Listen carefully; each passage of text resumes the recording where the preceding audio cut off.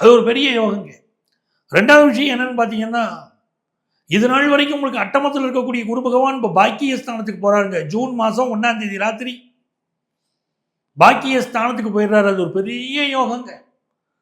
இது நாள் வரைக்கும் உங்களை பாராமுகமாக இருந்த குரு பகவான் இப்போ உங்க ராசியை பார்க்க போறாரு. விருச்சிக ராசிக்காரங்களுக்கு எது முக்கியம்னா தன்னுடைய கௌரவம் முக்கியம், தன்னுடைய அந்தஸ்து முக்கியம், தன்னுடைய நேர்மை முக்கியம்.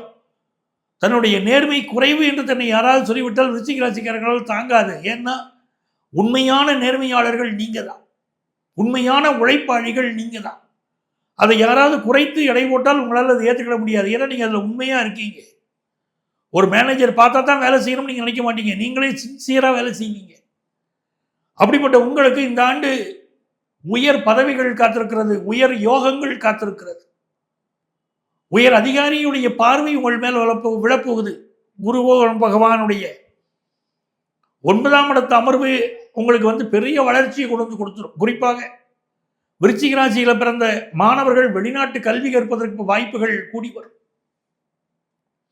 கடல் கடந்து சென்று படிப்பதற்குரிய வாய்ப்புகள்